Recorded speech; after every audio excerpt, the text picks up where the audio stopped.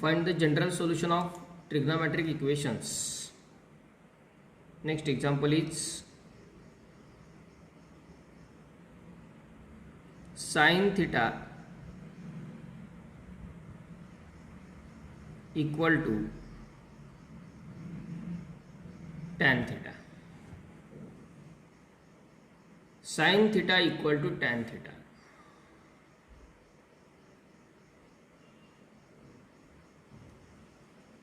आता यामध्ये जे आपलं प्रीवियस एक एक्झाम्पल आपण पाहिलं होतं cos 4 theta equal to cos 2 theta, यामध्ये cos theta equal to cos alpha असा स्टँडर्ड रिझल्ट आपण डायरेक्टली यूज करू शकलो, कारण दोन्ही साईडला cos हाच रेशो होता, रेशो सेम होता. जरी इन केस एका साईडला कॉस आणि दुसऱ्या साईडला साइन असतात तरी सुद्धा आपल्याला त्या प्रकारे जाता आलं असतं, कारण अलाइड अँगलच्या कन्सेप्टनुसार रेशो चेंज करणारे पण काही अँगल्स आहेत, π/2 3π/2 वगैरे. पण त्यांनी साइनचा कॉस होऊ शकतो, कॉसचा साइन होऊ शकतो, साइनचा टॅन आणि टॅनचा साइन होणार नाही. त्यामुळं याला सिम्प्लिफिकेशन द्यावं लागेल, हे तर क्लिअर आहे. याला डायरेक्ट रिझल्ट आपल्याकडे नाही आहे. आता हे सिम्प्लिफिकेशन कसं, हा साइन थीटा आहेच आहे, टॅनला आपण साइन आणि कॉसच्या फॉर्ममध्ये रिप्रेझेंट करू शकतो. म्हणजे लेफ्ट साइड येणार साइन थीटा आणि right side sine theta upon cos theta. आता बरेच जण इथे काय गडबड करतात, लगेच साइन थीटा कॅन्सल आणि मग कॉस थीटा इकडे मल्टिप्लाय होतो आणि कॉस थीटा इक्वल टू 1 त्याच्यावरून सोल्युशन फाइंड करतात. ते पार्शियली बरोबर आहे, कम्प्लिटली नाही. कारण आपण साइन थीटा कॅन्सल करतोय, म्हणजे ज्याच्यामध्ये व्हेरिएबल आहे तीच टर्म डायरेक्ट कॅन्सल करतोय. याचा अर्थ त्या कॅन्सलेशनमध्ये आपण सोल्युशन्सचा अख्खा एक ग्रुप कॅन्सल करतोय. अल्जेब्रिकली विचार करता हा कॅन्सल होतोय, नो डाऊट, पण आपला सोल्युशन फाइंड करायचं इक्वेशनचं, असं सोल्युशन की जे त्या इक्वेशन सॅटिस्फाय करेल. आणि मग इक्वेशन सॅटिस्फाय करणाऱ्या सोल्युशन्सचा एक पूर्ण ग्रुपच आपण कॅन्सल करतो. त्यामुळं अशी टर्म असेल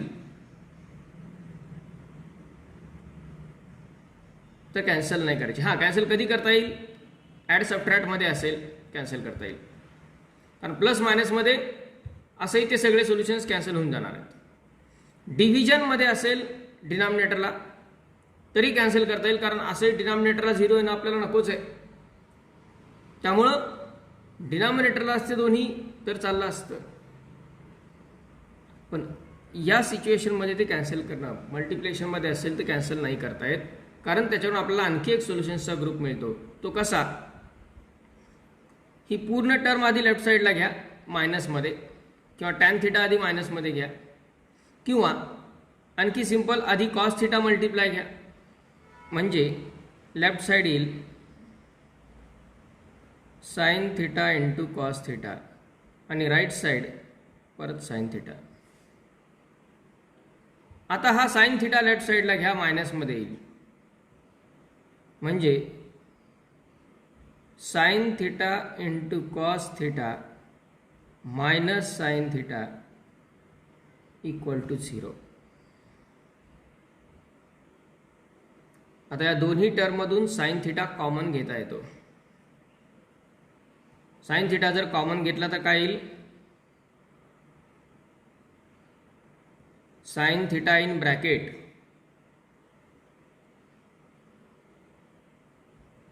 cos theta minus 1 equal to 0. तर इथे दोन टर्मचं मल्टिप्लिकेशन 0 आहे, आणि दोन टर्मचं मल्टिप्लिकेशन 0 म्हणजेच आपण लिहू शकतो therefore sine theta equal to 0 or cos theta -1 equal to 0. आता हे दोन इक्वेशन आपल्याला मिळाले सेपरेट, आणि या दोन्हीवरून दोन सोल्युशन्स मिळतील.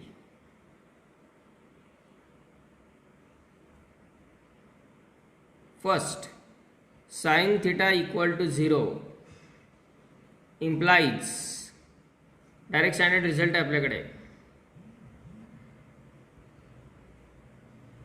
फर्स्ट ग्रुपचा फर्स्ट रिझल्ट काय? Sine theta equal to 0 implies theta equal to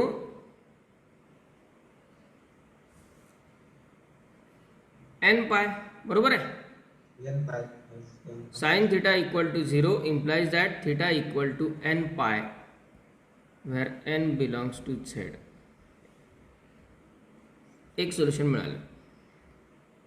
त्यानंतर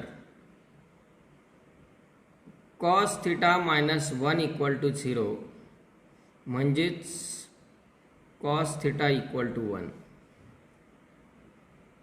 आता 1 ही व्हॅल्यू कॉसच्या कुठल्या अँगलसाठी येते?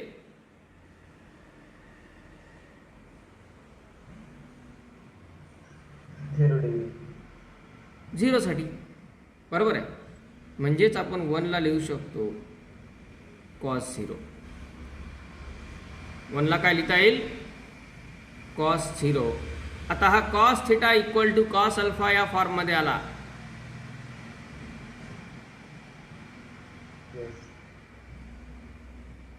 cos theta equal to cos alpha implies theta equal to 2n pi plus or minus alpha. 2n pi plus minus alpha n belongs to z.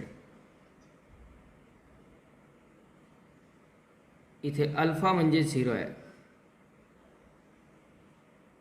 म्हणजेच थीटाची value काय येईल?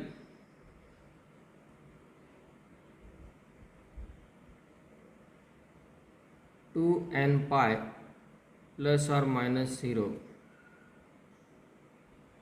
n belongs to z. आता 0 plus केला काय minus केला काय काही फरक पडणार नाही, म्हणजेच theta equal to 2n pi n belongs to z.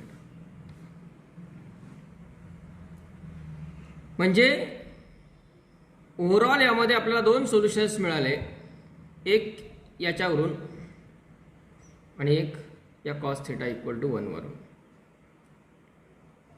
म्हणजेच थीटा इक्वल टू n पाय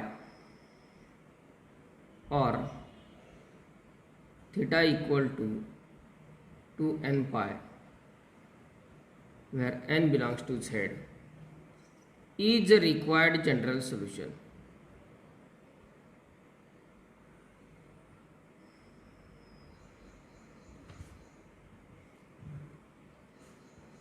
आता यामध्ये काही महत्त्वाचे पॉइंट्स लक्षात घ्या.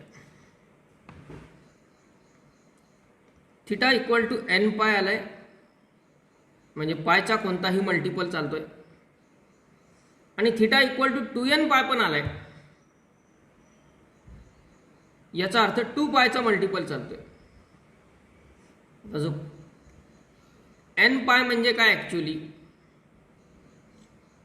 n पाय मध्ये कोणकोणत्या व्हॅल्यू येणार? n जर 0 असेल तर 0 येणार, 1 असेल तर 1, 1 इंटू पाय म्हणजे पाय, 2 पाय, 3 पाय, 4 पाय, 5 पाय अँड सो ऑन, 6 पाय. बरोबर आहे. n ची किंमत काय? इंटीजर आहे. मग आपण n च्या जागी जर 0, 1, 2, 3 वगैरे व्हॅल्यू टाकल्या तर n पाय म्हणजे काय? 0 पाय, 2 पाय, 3 पाय, 4 पाय, 5 पाय, 6 पाय, किंवा निगेटिव्ह मध्ये पण व्हॅल्यू टाकू शकतो आपण, म्हणजे मायनस पाय, -2 पाय, -3 पाय, -4 पाय, सो ऑन. ते झालं हे सोल्युशन. आणि याच्यावरून जर फाइंड केले तर व्हॅल्यू काय येतील?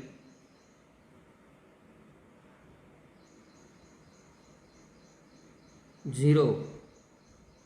n ची व्हॅल्यू 1 टाकली तर 2 पाय, 2 टाकली तर 4 पाय, 6 पाय, किंवा इकडं -2 पाय. आता बघा, जर आपण या दोन्ही ग्रुपला व्यवस्थित ऑब्झर्व केलं, हे सगळे जण ऑलरेडी याच्यामध्ये येणारच आहेत. हे सगळे ऑलरेडी याच्यामध्ये येत आहेत.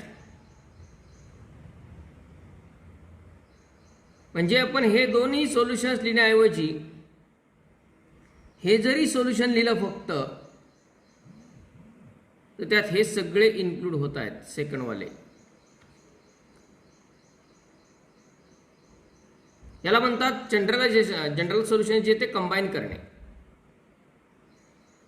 कारण n पाय म्हणजे हा सेट पूर्ण आणि 2n पाय म्हणजे हा सेट. आता आपण जर हा सेट घेतला तर त्यात ऑलरेडी हे सगळे येणारच आहेत.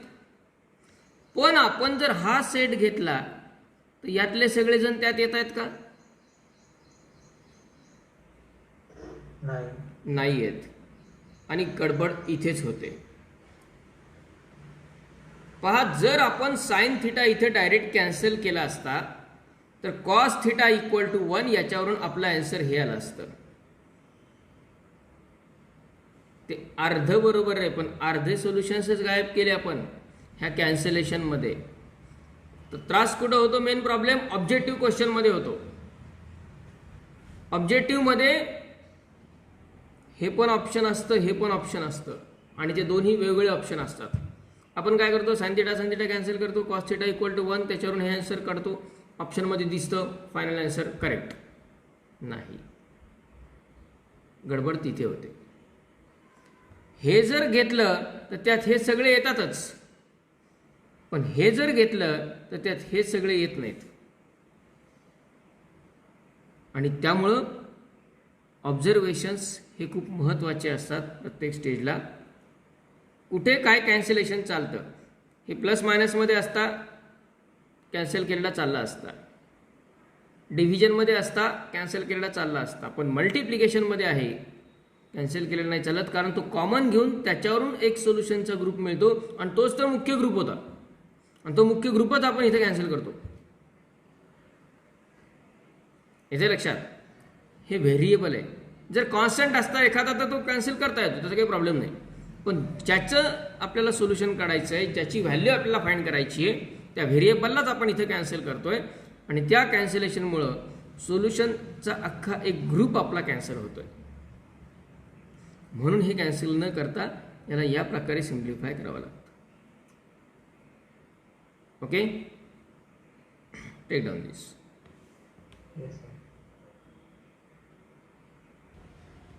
Solve this now. Tan cube theta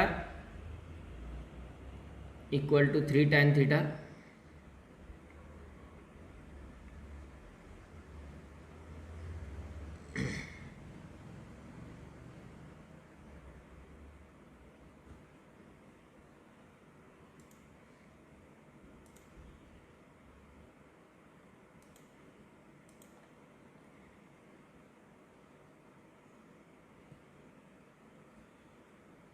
Tan cube theta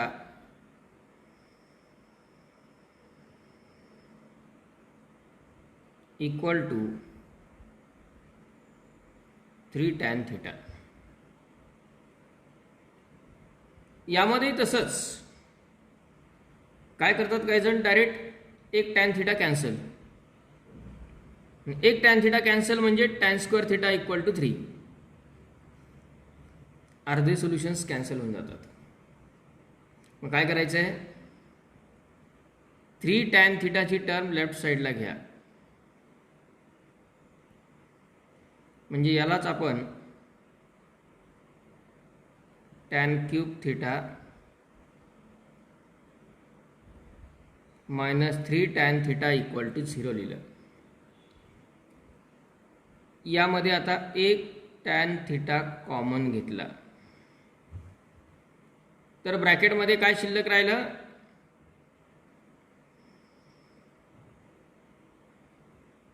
tan square theta minus 3 equal to 0.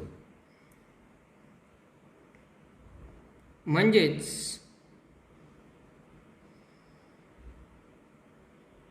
tan theta equal to 0 or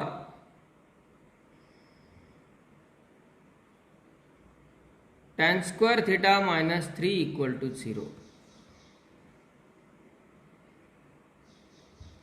Tan theta equal to 0 or tan square theta minus 3 equal to 0. याच्यावरून एक solution मिळेल, याच्यावरून एक solution मिळेल. आता tan theta equal to 0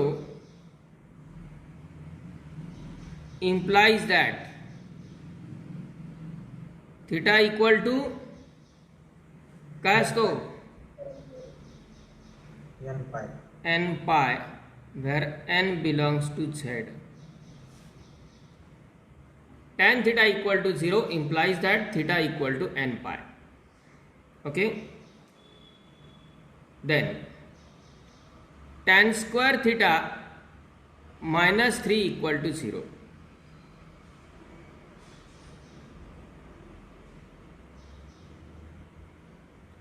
म्हणजेच tan square theta equal to 3 आला.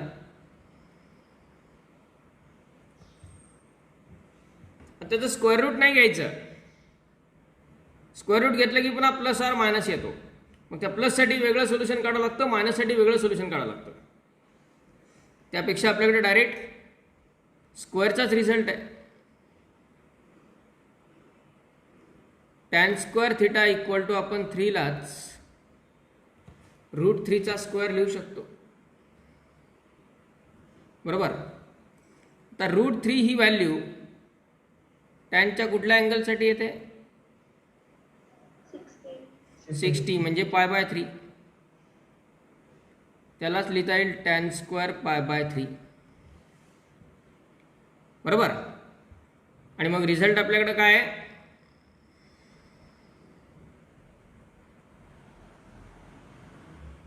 tan square theta equal to tan square alpha implies that theta equal to n pi plus or minus alpha. n pi plus or minus alpha. म्हणजेच theta equal to काय आला? n pi plus or minus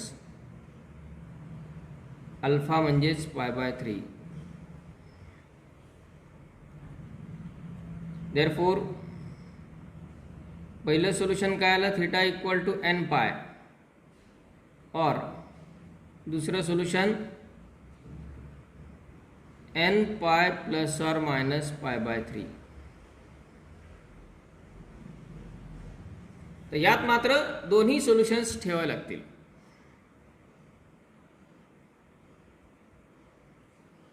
कारण याच्या सगळ्या व्हॅल्यूजमध्ये हे सगळे येतीलच असं नाही, आणि याच्या सगळ्या व्हॅल्यूमध्ये हे सगळे येतात असं नाही. हे पण आणि हे पण. काही वेळा काही ठिकाणी काय केलेलं असतं, हा जो इंटिजर्स डिफाइन करणारा नंबर आहे n, त्याला एका सोल्युशनमध्ये m आणि एका सोल्युशनमध्ये n असं वेगवेगळं पण लिहिलं जातं. कारण ॲट ए टाइम दोघांची व्हॅल्यू सारखी असू शकत नाही. दोघेही इंटिजर आहेत नो डाऊट, पण इथे 1 असताना इथे पण 1च येईल असं नाही, इथे 2 पण असू शकतो. त्यामुळे काही वेळा ते m आणि n असे पण डिनोट केले जातात.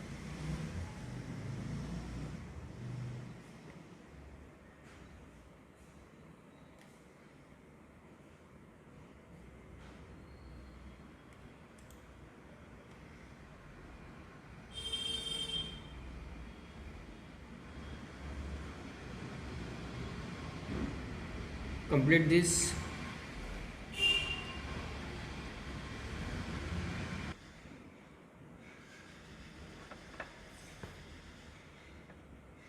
Cos theta plus sin theta equal to 1.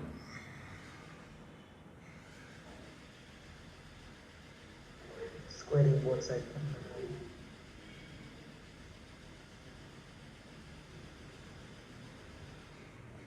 Cos theta plus sine theta equal to 1. त्याला आपण दोन प्रकारे जाऊ शकतो. एक म्हणजे दोन्ही साइड्सचा स्क्वेअर करायचा डायरेक्ट. दोन्ही साइडचा जर स्क्वेअर केला तर इकडे ए प्लस बी ब्रॅकेट स्क्वेअरचा फॉर्म्युला येईल. त्यानुसार त्याच्यावरून सोल्युशन काढता येतं. दुसरा मार्ग की या प्रकारच्या टर्म्स चे जर कॉम्बिनेशन असेल, कॉस आणि साइनचा कोएफिशियंट 1 आहे इथे,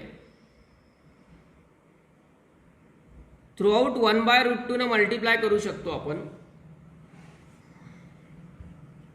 म्हणजे काय,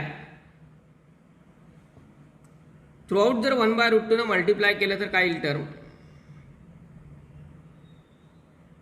1/√2 कॉस थिटा प्लस 1/√2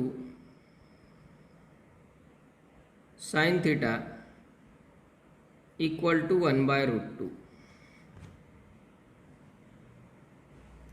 आता हे 1/√2च का, या दोघांचा कोएफिशियंट सेम आहे म्हणून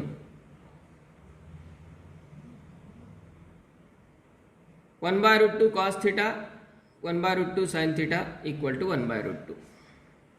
या मेथडने गेलं तर या ग्रुपमधले बरेच क्वेश्चन्स इझिली सॉल्व्ह होतात.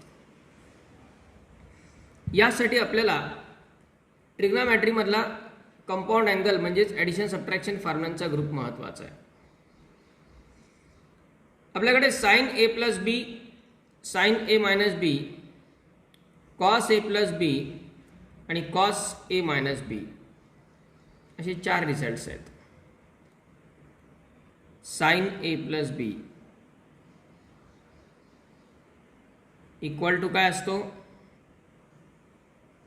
sin A into cos B plus cos A into sin B. Sine A into cos B plus cos A into sine B. Sine A minus B, Sin A into cos B minus cos A into sin B. Sine A cos B minus Cos A sin B. Cos A into sine B. त्यानंतर cos A plus B, cos A cos B minus sin A sin B. Cos A cos B minus sin A sin B. Sine A sine B आणि cos A minus B, cos A cos B plus sin A sin B. Cos A cos B plus sine ए.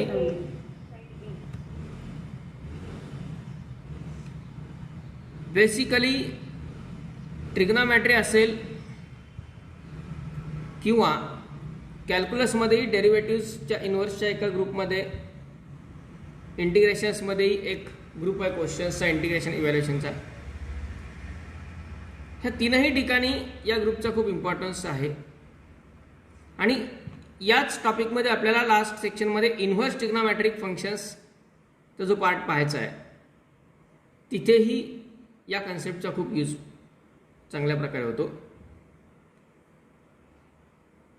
या प्रकारची term जर असेल, आता याच्यामध्ये एक्झाम्पलची variety कशी आहे बघा.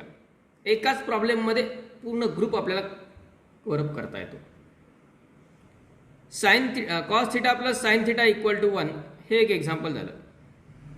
आता त्यात आणखी कोणकोणते आणि कसे एक्झाम्पल्स पॉसिबल आहेत.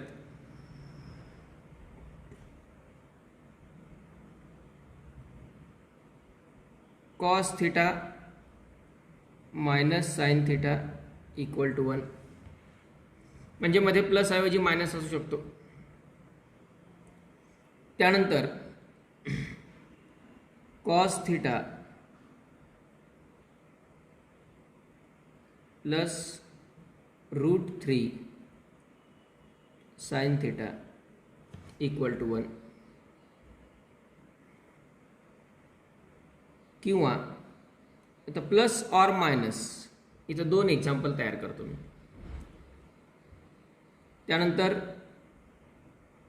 √3 cos theta plus or minus sine theta equal to 1.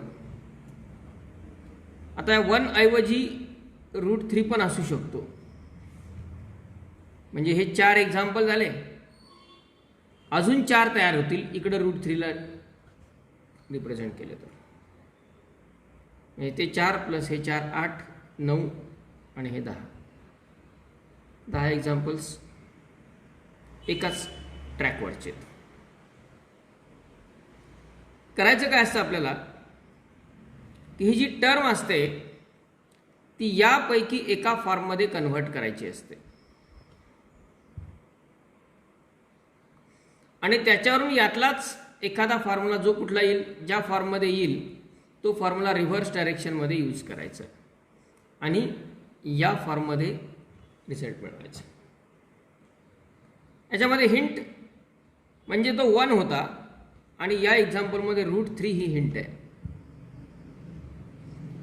जर आपण साइन, कॉस आणि टॅन यांचे 30, 45 आणि 60चे अँगल पाहिले, साइन आणि कॉस यांचे 30, 45 आणि 60चे, तर त्या टेबलमधल्या व्हॅल्यूज एकतर 1/2 येतो किंवा 1/√2 येतो किंवा √3/2 येतो. ही हिंट असते. पहा, साइन 30ची किंमत 1/2, sine 45 1/√2, sine 60 √3/2, cos 30 √3/2, cos 45 1/√2, cos 60 1/2. याच 3 व्हॅल्यूज आहेत की ज्या साइन कॉसच्या अँगल्समध्ये रेशोसाठी 30, 45, 60 हे स्टँडर्ड अँगल रिप्रेझेंट करतात. मग काय करायचं आहे, जर साइन आणि कॉसचा कोएफिशियंट 1 असेल तर आपल्याला याचा उपयोग होतो. कारण 1/√2 साइन 45 ची पण व्हॅल्यू तीच आहे, कॉस 45 ची पण व्हॅल्यू तीच आहे. कोएफिशियंट जर 1 असेल तर. एखादा जरी कोएफिशियंट √3 असला,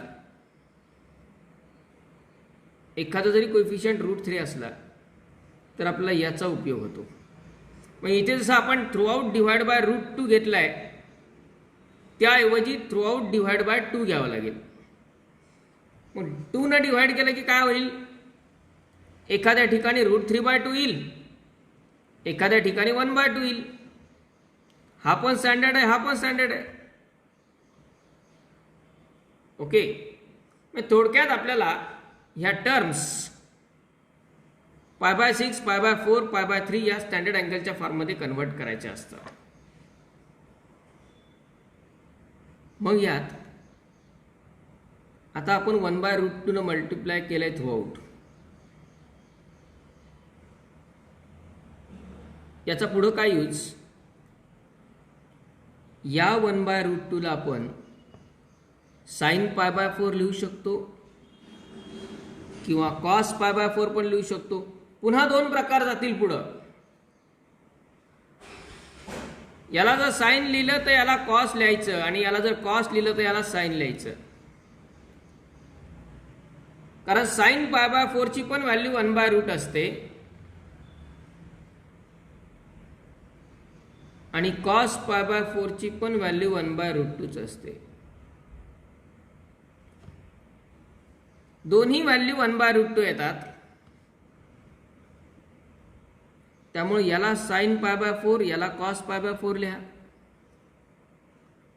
किंवा याला कॉस लिहा, याला साइन लिहा. त्याच्यानुसार इथलं येणारं कॉम्बिनेशन बदलणार आहे. जर आपण इथे साइन लिहिला, इथे कॉस लिहिला, तर term sign A cos B plus cos A sine B या फॉर्ममध्ये येईल. म्हणजे साइनचा फॉर्म्युला तयार होईल. आणि जर याला कॉस लिहिलं, याला साइन लिहिलं, तर cos A cos B plus sine A sine बी. तुम्ही लिहून पहा, त्या वेगळ्या प्रकारे, तितक्या प्रकारे ते वेगळ्या फॉर्मॅटमध्ये सोल्युशन्स मिळतात. हे का आणि कुठे युजफुल ठरतात? ऑब्जेक्टिव्ह क्वेश्चनमध्ये. काय होतं, आपण ते सॉल्व्ह करतो आणि नेमकं ते ऑप्शनमध्ये नसतं. आपण ती टर्म इव्हॅल्युएट करतो, पण ती टर्म नेमकी ऑप्शनमध्ये नसते. याचा अर्थ कुठेतरी फॉर्म चेंज झालेला आहे. म्हणजे आपण इथं कॉस घेतला आणि कॉसने आन्सर काढलं. आपलं सगळं प्रोसेस तर बरोबर, आपण 3-3 वेळा चेक करतो, ते ऑप्शनमध्ये दिसत नाही. याचा अर्थ इथे साइन आणि इथे कॉस लिहून ते व्हायला पाहिजे. कारण वेगवेगळे फॉर्म येतात जनरल सोल्युशनचे. पहा, sine theta equal to sine alpha. General equation काय असतं? Sine theta equal to sine alpha implies theta equal to n pi plus -1 raise to n into alpha. बरोबर. आणि cos theta equal to cos alpha. Cos theta equal to cos alpha 2n pi plus or minus alpha. बरोबर आहे. दोन्ही वेगळ्या फॉर्ममध्ये येतात. त्यामुळं ऑप्शनचा पण रेफरन्स घ्यायचा की ऑप्शनमध्ये n pi plus -1 raise to n अशा स्वरूपातलं ऑप्शन असेल, तर याचा अर्थ आपल्याला याला साईनमध्ये कन्व्हर्ट करायला लागेल, साईनच्या फॉर्म्युल्यामध्ये. आणि जर फक्त 2n पाय वगैरे या फॉर्ममध्ये आन्सर असेल, तर याचा अर्थ आपल्याला कॉसच्या फॉर्ममध्ये कन्व्हर्ट करायचं. हे ऑब्झर्वेशन का बेनिफिशियल ठरतात? पूर्ण प्रॉब्लेम सोडून झाल्यावर आपण ऑप्शन बघतो. हे प्रॅक्टिस वर्क आहे आणि याच्यावरतं फोकसिंग. कारण एकाच ट्रॅकवरचे हे भरपूर एक्झाम्पल आहेत आणि हे बऱ्याच टॉपिक्समधून आहेत. ते डेरिव्हेटिव्हमधून पण तसाच ट्रॅक आहे, त्याला इंटिग्रेशनमध्ये तसाच ट्रॅक आहे, इन्व्हर्स ट्रिग्नोमेट्रीमध्ये तसाच ट्रॅक आहे, इथे पण तसाच ट्रॅक आहे. त्यामुळे त्याला ॲज ए ग्रुप कन्सिडर करायचं. इथे तुम्हाला एक्झरसाइजमध्ये फक्त एक एक्झाम्पल दिलंय, एवढंच सोडवून याच्यावर परफेक्ट व्हा, होणार नाही. तुम्हाला अजून त्याच्यावरती वर्किंग करावं लागतील. म्हणून स्क्वेअर करण्याची जी मेथड होती, त्या मेथडऐवजी आपण या ट्रॅकने गेलो की मल्टिपल टॉपिक्समध्ये त्याचा बेनिफिट होणार आहे. स्क्वेअरने गेलं तरी चालतंय, काही प्रॉब्लेम नाही. तो पण मार्ग माहिती पाहिजे, कारण त्या फॉर्ममध्ये पण सोल्युशन असू शकतं. ओके. मग आता आपण समजा या पहिल्या 1/√2 ला कॉस लिहिलं. 1/√2 म्हणजे कॉस π/4. काय घडतंय हे लक्षात घ्या, म्हणजे तुम्हाला आणखी काय वेगळा मार्ग आहे ते क्लिअरली लक्षात येईल. कॉस π/4 लिहिलं इंटू कॉस थिटा तसाच. वाटल्यास टर्म इथंच इंटरचेंज करून घेऊया आपण, म्हणजे नंतर कन्फ्युजन होणार नाही.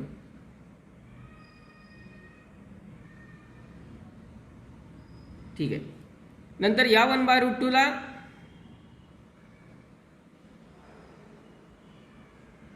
साइन π/4 लिहिलं इंटू साइन थिटा. आता हे आपण असं लिहितोय, याचा अर्थ फॉर्म्युला कुणाचा तयार होणार आहे? Cos A cos B plus sine A sine B. Formula कुणाचा तयार होणार आहे? कॉसचा फॉर्म्युला तयार होणार आहे. बरोबर आहे. कारण त्याच्यानुसार राईट साईडला काय लिहायचं ते महत्वाचं आहे. कारण 1/√2 ला आपण साइन π/4 पण लिहू शकतो, कॉस π/4 पण लिहू शकतो. मग नेमकं काय लिहायचं डिपेंड आहे लेफ्ट साईडला कोण तयार होणार आहे. वाटल्यास आपण ते काम पुढच्या स्टेपला टाकून देऊ. सध्या 1/√2 तसाच ठेवू, म्हणजे लक्षात येईल. आता असंही त्याचं काही काम नाही आहे. आता लेफ्ट साईडची टर्म कोणत्या फॉर्ममध्ये आली? Cos A cos B plus sine A sine B या फॉर्ममध्ये आली. बरोबर आहे. आणि cos A cos B plus sine A sine B म्हणजे हा चौथा फॉर्म्युला इक्वल टू काय cos A minus B. Cos A minus B. पण त्यात आपण ए म्हणजे थिटा घेऊ आणि बी म्हणजे π/4 घेऊ, कारण आपला थिटाची व्हॅल्यू काढायची तो पॉझिटिव्ह ठेवा, तो आधी ठेवा. म्हणजे याला आपण लेफ्ट साईडच्या पूर्ण टर्मला कॉस ए मायनस बी म्हणजेच थिटा मायनस π/4 असं लिहू शकतो. आणि इक्वल टू आता 1/√2 ला इकडे कॉस आलाय म्हटल्यानंतर इकडे पण काय लिहिणार cos π/4. 1/√2 ला लिहिलं कॉस π/4.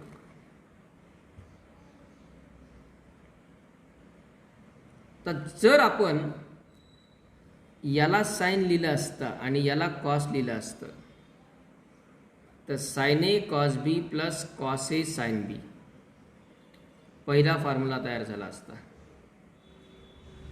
आणि मग याला साइन लिहावं लागलं असतं राईट साईडला. ओके, एका स्टेपनी मायनर चेंज होऊन जातो. आता ही टर्म आलो आपण ट्रॅकवरती लगेच. Cos theta equal to cos alpha या फॉर्ममध्ये आहे का ही टर्म? Yes. बरोबर आहे. डायरेक्ट सोल्युशनला आलो आपण आता. Cos theta equal to cos alpha implies that theta equal to 2n pi plus or minus alpha.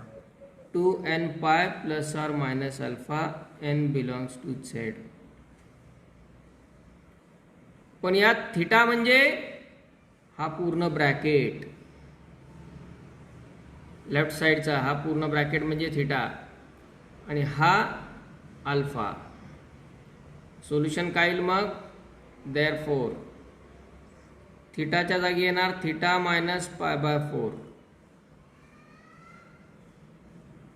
Equal to 2n pi plus or minus alpha म्हणजे π/4 n belongs to z. Okay, आता आपला थिटाची value find करायची आहे. हा minus π/4 right साईडला घेतला तर plus होईल, म्हणजेच थिटा इक्वल टू 2n पाय. आता याच्यात दोन पार्ट आपण करूया लगेच. प्लस असताना एक आणि मायनस असताना एक. प्लस π/4 आणि हा इकडचा जो मायनस आहे तो राईट साईडला झालेला परत प्लस π/4 और थिटा इक्वल टू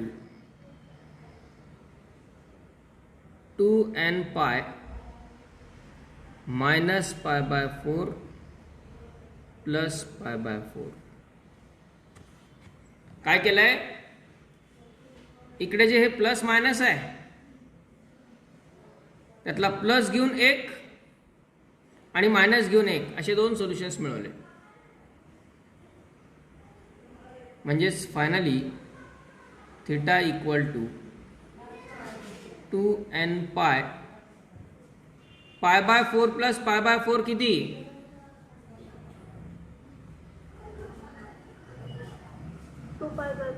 2π/4 म्हणजेच π/2 और आणि इथे हे minus π/4 plus π/4 cancel. Theta equal to 2n pi n belongs to z is the required general solution.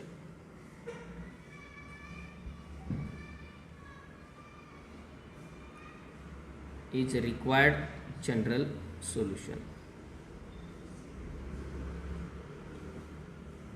आता हेच इथे साइन इथे कॉस आणि इथे साइन लिहिलं, आन्सर थोडं वेगळ्या फॉर्ममध्ये येईल. त्यामुळे ऑब्जेक्टिव्हच्या वेळी आपलं हे दोन्ही मार्ग माहिती असणं गरजेचं असतं. ते तुम्ही लिहून सोडून पहा कुठल्या फॉर्ममध्ये काय सोल्युशन येत आहे ते. कंप्लीट दिस. एक एक्झाम्पल या ग्रुपमधलं घेऊया, √3 असलेलं.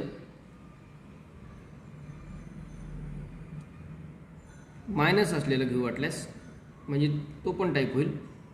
आणि त्याला साईनमध्ये कन्वर्ट करू म्हणजे तो पण टाईप होईल. त्यानुसार बाकी एक्झाम्पल्स तुम्ही ट्राय करू शकता. ओके, कंप्लीटेड दिस.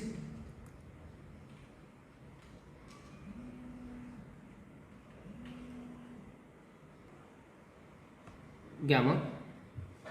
समजा आपण एक्झाम्पल घेऊया आता. कॉस थिटा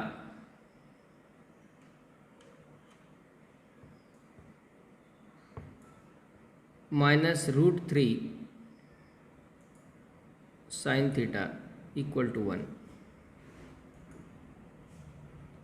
आता √3 असला की डिव्हाइड बाय 2, कारण 1/2 आणि √3/2 याच्यामध्ये येणार ते. आता म्हणजे त्याला आपण थ्रू आउट मल्टीप्लाय बाय 1/2. काय मल्टीप्लाय केलं तर 1/2 cos theta minus √3/2 sine theta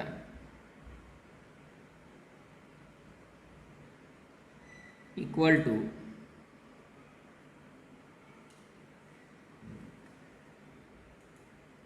minus जर असेल तर नॉर्मली टर्म कशी असते ती √3 sine theta minus cos theta अशा फॉर्ममध्ये येतो. मायनस जर असेल तर सोल्युशन इक्वेशन तिथं आपण लिहिला plus or minus.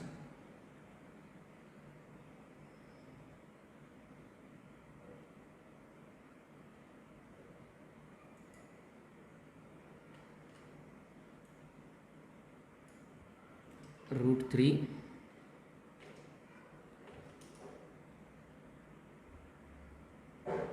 Sine theta minus cos theta या फॉर्ममध्ये येतो. मल्टिप्लाय बाय 1/2 जर केला तर √3/2 into sine theta minus 1/2 into cos theta equal to 1/2. आता यालाही आपण कॉसच्या फॉर्ममध्ये कन्वर्ट करू शकतो, साइनच्या फॉर्ममध्ये कन्वर्ट करू शकतो. √3/2 आणि 1/2 आधी या व्हॅल्यूजचा विचार करायचा. या व्हॅल्यूज कशा असतात? साइन 30 म्हणजे साइन π/6 ची व्हॅल्यू 1/2 असते आणि कॉस π/3 ची व्हॅल्यू पण 1/2 असते. साइन 30 ची किंमत आणि कॉस 60 ची किंमत सेम असते. त्यानंतर साइन 60 आणि कॉस 30 या दोघांची किंमत √3/2 असते. आता आपल्याला डिसाइड करायचं आहे की याला कोणत्या फॉर्ममध्ये कन्वर्ट करायचं आहे. समजा आपल्याला साइन A+B किंवा साइन A-B चा फॉर्म मिळवायचा आहे. इथे तो कन्व्हिनियंट आहे कारण ही टर्म साइनची आहे. मग हा साइन असेल तर हा कॉस, कारण फॉर्म्युला काय sine A cos B minus cos A sine B. बरोबर आहे. Second result sine A minus B चा formula sine A cos B minus cos A sine B. एक टर्म साइनची असेल तर त्याला मल्टिप्लाय कॉस पाहिजे आणि जी कॉसची टर्म आहे त्याला मल्टिप्लाय साइन पाहिजे. मग इथे साइन ऑलरेडी आहे, आपल्याला याला कॉस लिहायचं आहे. तर √3/2 ही व्हॅल्यू कॉसच्या कुठल्या अँगलसाठी आहे? 30. √3/2 कॉसच्या cos 30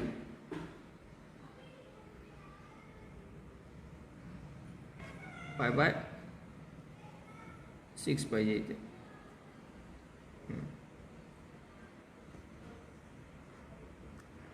म्हणजे आपण √3/2 ला cos π/6 लिहू शकतो. √3/2 ला काय लिहिलं? cos π/6 sin θ into cos π/6. sin θ आधी लिहिला कारण फॉर्म्युला आपल्याला माहित आहे sin A cos B. मल्टिप्लिकेशनमध्ये इंटरचेंज करता येतो.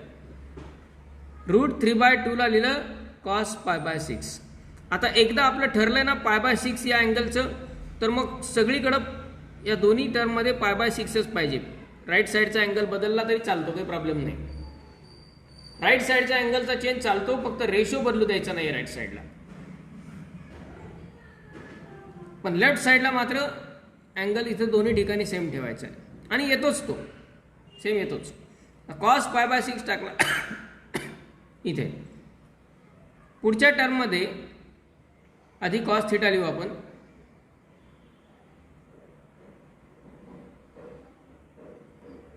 आणि 1/2 ला काय लिहिता येईल? sin A cos B minus cos A sin. sin 30 ची किंमत 1/2 असते, म्हणजे त्याला लिहिलं sin π/6. राईट साईडला काय लिहायचं ते नंतर बघू आपण पुढच्या स्टेपला. लेफ्ट साईडची term sin A cos B minus cos A sin B या फॉर्ममध्ये आली. sin A cos B minus cos A sin B, तो sin A मायनस B होईल. आणि sin A मायनस B चा फॉर्म्युला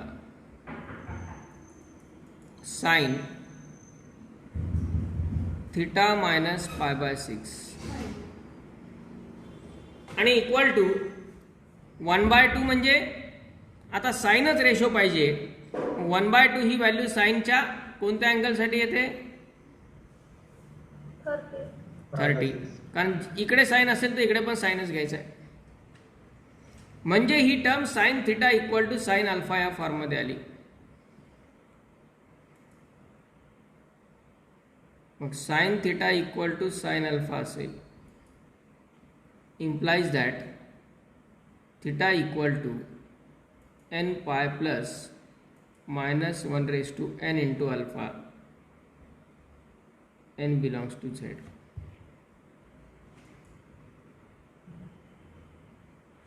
थीटा म्हणजे कोण इथे?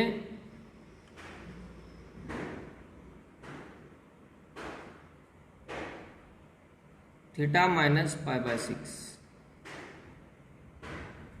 Equal to n pi plus minus 1 raise to n into alpha. Alpha म्हणजे π/6. आता इथे हा π/6 राईट साईडला घ्यायचा फक्त, म्हणजेच theta equal to n pi plus minus 1 raise to n into π/6 आणि प्लस π/6.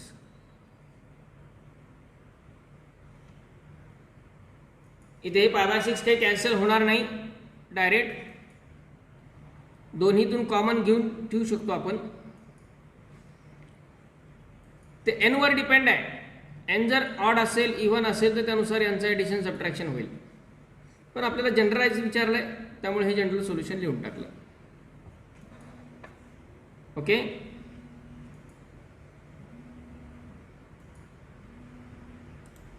टेक डाउन दिस. स्क्वेअर करून पण त्याचं सोल्युशन फाइंड करता येतं,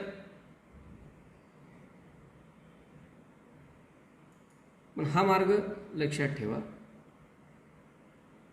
की बऱ्याच ठिकाणी ॲप्लिकेबल असणारी प्रोसेस आहे.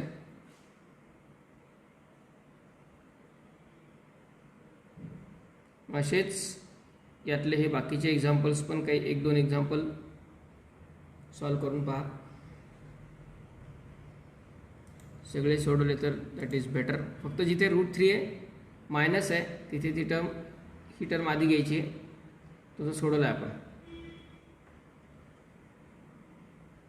हे ॲज इट इज चालतं, इथे मायनस चालेल, काही प्रॉब्लेम नाही. √3 cos θ मायनस साईन थिटा किंवा sine theta minus √3 cos theta असंही चालू शकतं.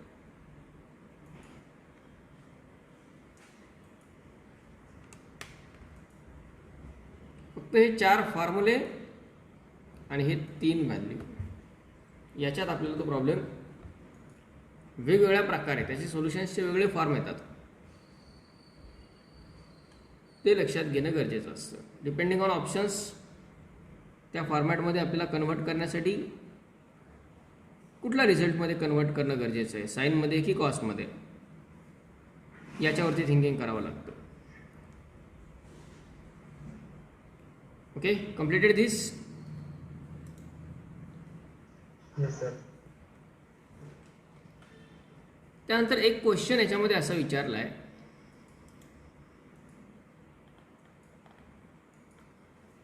Which of the following equations have solutions. Which of the following equations have solutions म्हणजे आपल्याला इक्वेशन्स दिले 4, असा ऑब्जेक्टिव्हमध्ये पण येऊ शकतो.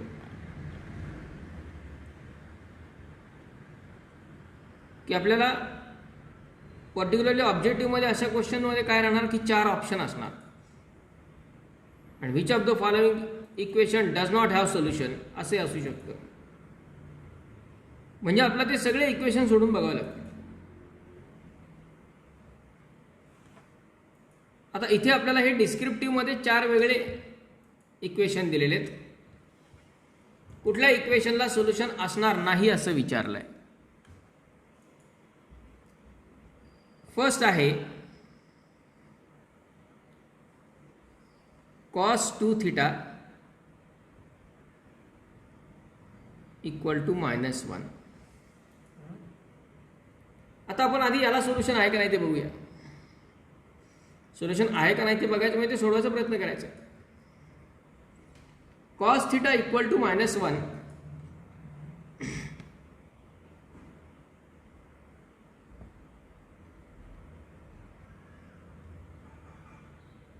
-1 ही व्हॅल्यू कॉसच्या कुठल्या अँगलसाठी येते? 0 degree. -1 180. -1 ही स्टँडर्ड व्हॅल्यू आहे. कॉस 180 कॉस पाय, बरोबर आहे. Yes. म्हणजे याला आपण कॉस पाय असं लिहू शकतो. कॉस 2 थिटालाच इक्वल टू -1 दिलेलं आहे, ते -1लाच आपण कॉस पाय लिहिलं. आता ही term cos theta equal to cos alpha या फॉर्ममध्ये आली, बरोबर आहे. Cos theta equal to cos alpha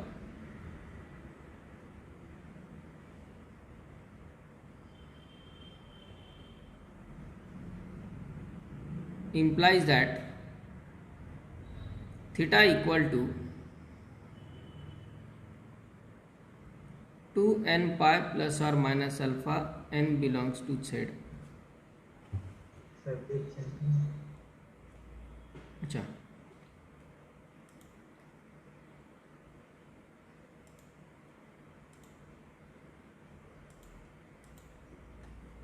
cos 2 theta equal to -1 म्हणजे cos 2 theta equal to cos पाय.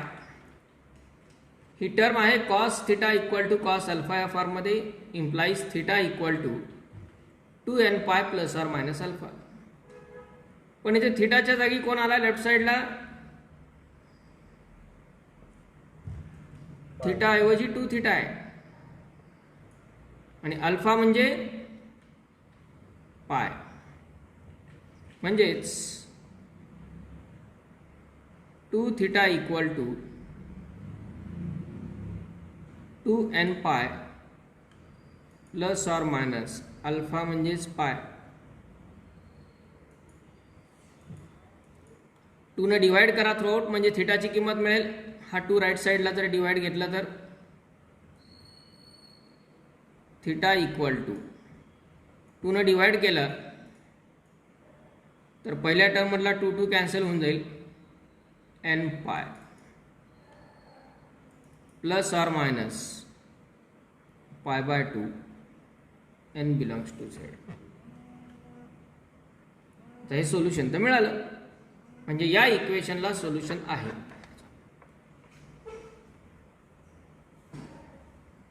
या इक्वेशनला सोल्युशन आहे आणि ते मिळालं आपल्याला.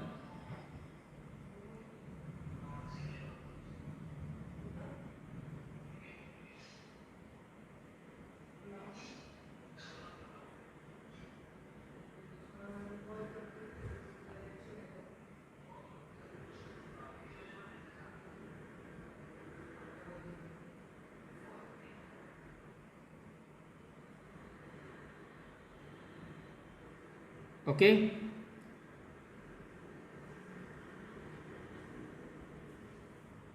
Yes, sir.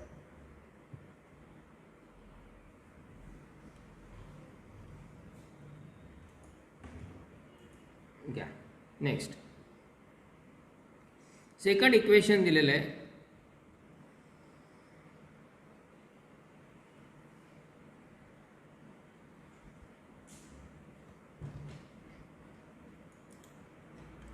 cos square theta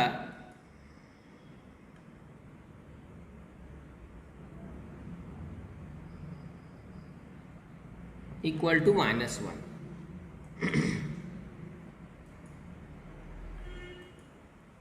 cos square theta equal to -1. काय करणार यात?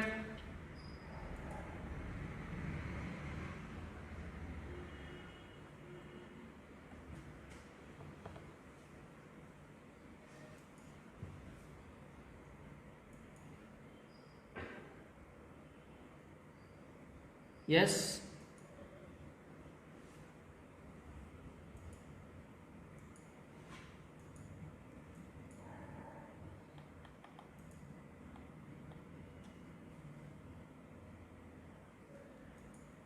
आधी मायनस इलिमिनेट करायला पाहिजे. मायनस इलिमिनेट करणार. थिटाच्या जागी अशी कुठली व्हॅल्यू टाकली आणि त्या व्हॅल्यूचा स्क्वेअर केला कॉसच्या, तर कुठल्याही रिअल नंबरचा स्क्वेअर -1 येऊ शकतो का? नाही. पाहिलं की लक्षात येतं याला सोल्युशन होऊ शकत नाही. सोल्युशन हे रिअल पाहिजे असतं आपल्याला. थिटाच्या कुठल्याच व्हॅल्यूसाठी, कुठल्याही रिअल व्हॅल्यूसाठी, समजा आपण इथे थिटा टाकला कुठली तरी रिअल व्हॅल्यू, कॉस थिटाची किंमत आली पण त्याचा स्क्वेअर केला तर -1 येऊ शकतो का कधी? नाही येणार, कारण थिटा जर रिअल असेल तर कॉस थिटा रिअल असेल, आणि कॉस थिटा रिअल कुठल्याच रिअल नंबरचा स्क्वेअर कधीच निगेटिव्ह येत नाही. बरोबर. Square of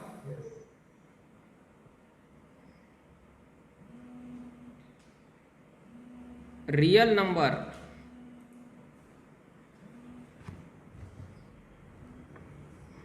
cannot be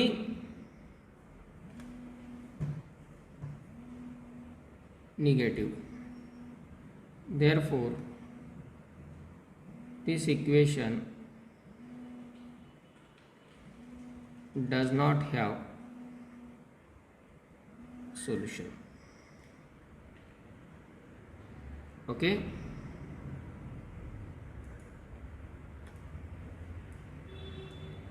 Write down this and try for this.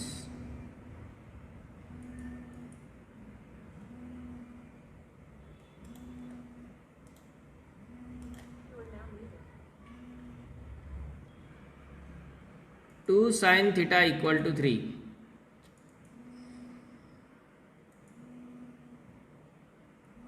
Two sin theta equal to 3.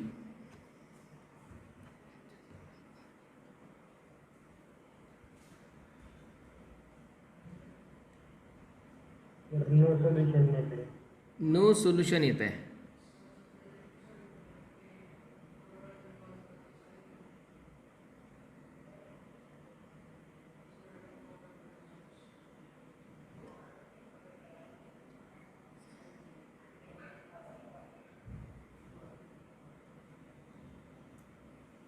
To sin theta equal to 3.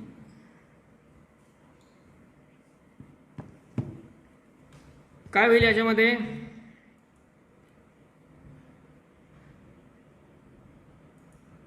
Sine theta equal to 3/2 लिहिता येईल त्याला, बरोबर? Yes. Sine theta equal to 3/2.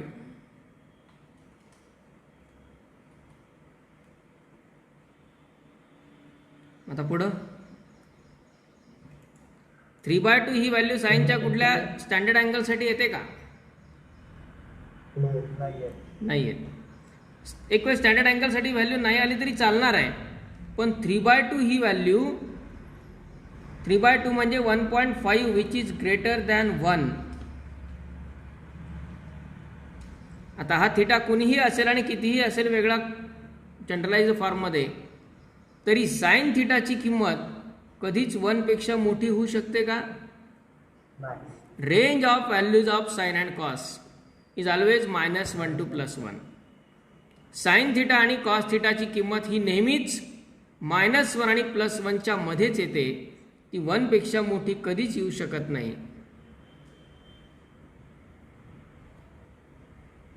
Sine theta equal to 3/2 which is greater than 1 and range of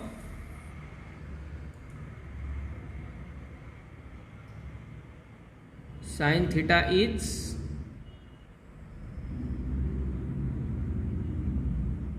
-1 to 1.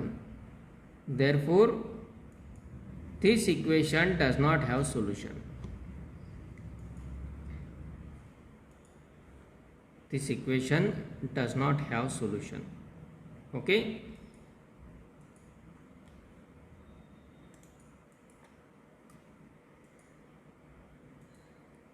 आणि number 4 त्यामध्ये दिला आहे.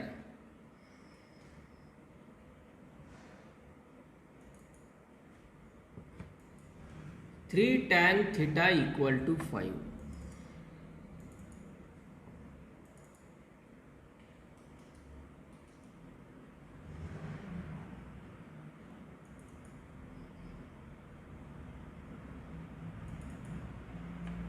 काय करणार यामध्ये?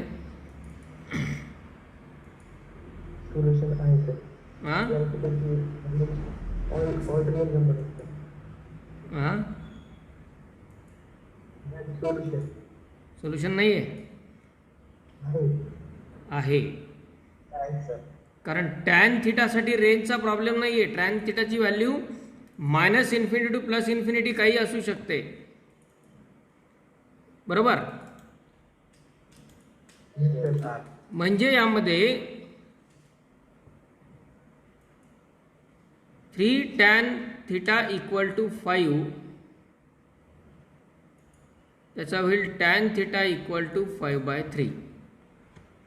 तर टॅनला रेंजचा प्रॉब्लेम नाही आहे, पण ही स्टँडर्ड अँगलची व्हॅल्यू नाही आहे. ही स्टँडर्ड अँगलची व्हॅल्यू नाही आहे. आता आत्तापर्यंत आपण सगळे सोल्युशन स्टँडर्ड व्हॅल्यू असणारेच फाइंड केलेत. स्टँडर्ड व्हॅल्यू नसेल तर काय करायचं ते पहा. Let 5/3 equal to tan alpha, म्हणजेच alpha equal to tan inverse 5/3. हा टॅन आपण इकडे घेतला की त्याचं इन्व्हर्स फंक्शन तयार होतं, बरोबर आहे? 5/3च्या जागी tan अल्फा लिहायचा, कारण ही व्हॅल्यू एक्झिस्ट होते. टॅन थिटाची व्हॅल्यू ही रेंज ही -∞ टू +∞ असते. मग आता ही स्टँडर्ड व्हॅल्यू असती, √3 असती तर आपण त्याला tan π/3 लिहिलं असतं. 1/√3 असतं तर tan π/6 लिहिलं असतं. 1 असतं तर tan π/4 लिहिलं असतं. ही त्यापैकी व्हॅल्यू नाही आहे, पण ही व्हॅल्यू एक्झिस्ट होते. कुठलीही माहीत नाही आपल्याला, डझंट मॅटर. त्याला tan अल्फा लिहिलं, म्हणजेच इक्वेशन काय येईल? tan theta equal to tan alpha which implies theta equal to nπ + alpha. आणि शेवटी आपल्याला अल्फाची किंमत टाकायची असते फक्त. So theta equal to nπ + tan inverse of 5 by 3 n belongs to Z.